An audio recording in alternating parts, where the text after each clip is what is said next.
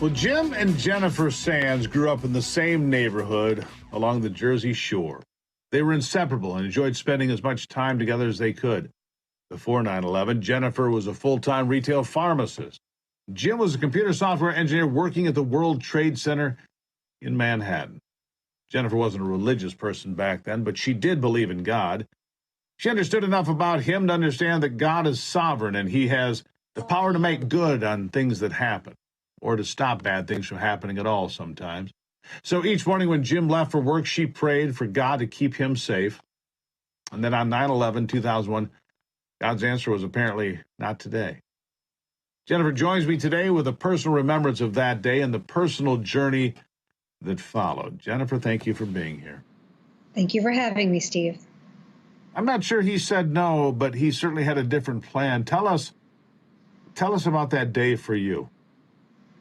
Oh my, it was complete turmoil and chaos, just questions without answers, and wondering if Jim survived when the North Tower collapsed, but knowing deep down in my heart that he couldn't have. And I remember praying to God for a miracle, but at the very same time, I was cursing God for letting this happen. Because my knowledge of God back then was just so short-sighted and superficial. So the day transpired.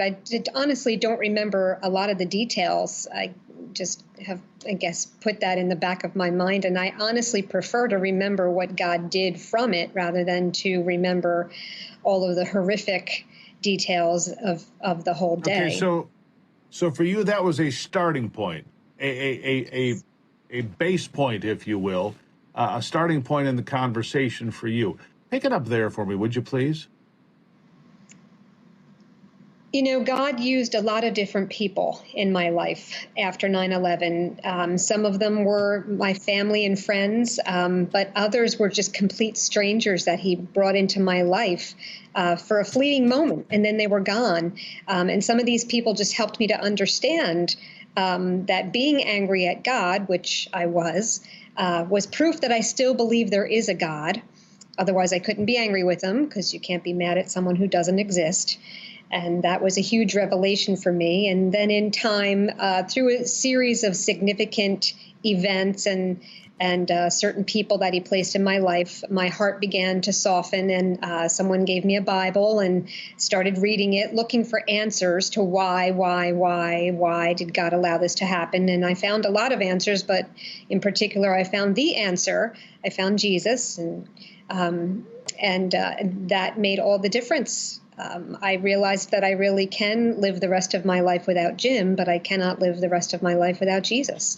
And it was a journey. It didn't happen overnight. So the tremendous loss, if you will, what I'm hearing here, Jennifer, a tremendous loss of your best friend, of a person you prayed for every day, turned into a tremendous gain, a door that opened in a way that wouldn't have happened otherwise.